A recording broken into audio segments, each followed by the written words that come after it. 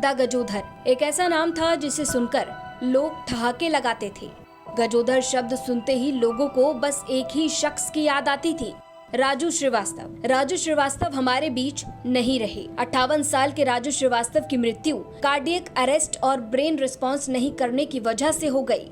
Comedy की दुनिया में अलग पहचान बनाने वाले राजू श्रीवास्तव की जिंदगी इतनी भी आसान नहीं थी जितना उन्हें देखकर लगता था। 25 दिसंबर 1963 में राजू श्रीवास्तव का जन्म कानपुर के एक छोटे कस्बे में हुआ था।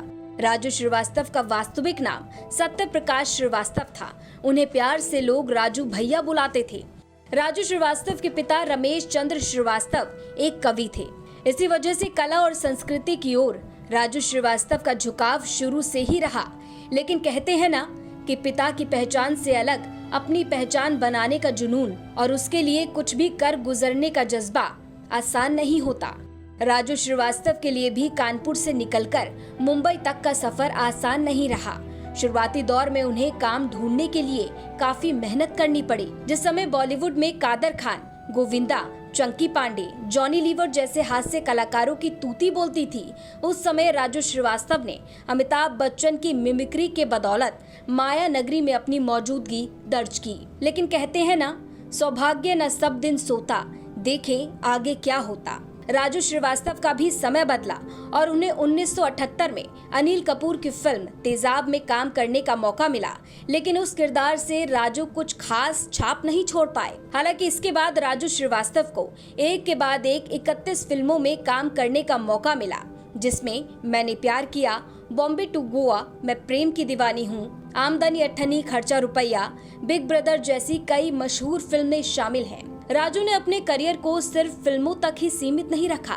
राजू श्रीवास्तव ने शक्तिमान सहित राजू हाजिर हूँ, गेम्स ऑफ हसीपुर, कॉमेडी का महामुकाबला जैसे कई शोज में काम किया। लेकिन the great Indian laughter challenge season 1 के बाद स्टैंड अप कॉमेडियन के तौर पर उन्हें अपनी एक अलग पहचान मिली।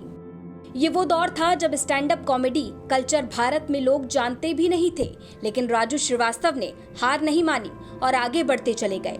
फिर एक समय वो भी आया जब राजू श्रीवास्तव ने कॉमेडी शो के अलावा राजनीति में भी अपनी पहचान कायम करने की ठानी। उन्हें साल 2014 में अखिलेश यादव की समाजवादी पार्टी से कानपुर लोकसभा सीट से टिकट मिला।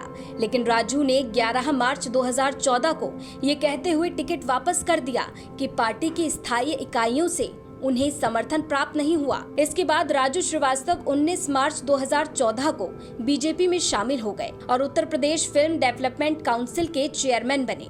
राजू अपने पीछे पत्नी शिखा श्रीवास्तव, बेटे आयुष्मान और बेटी अंतरा श्रीवास्तव को छोड़ गए। आज भले ही राजू श्रीवास्तव अपने फैंस के बीच नहीं रहे, लेकिन वो कलाकार अमर हो गया जिसने अपने जीते जी लोगों को मुस्कुराने की वजह दी।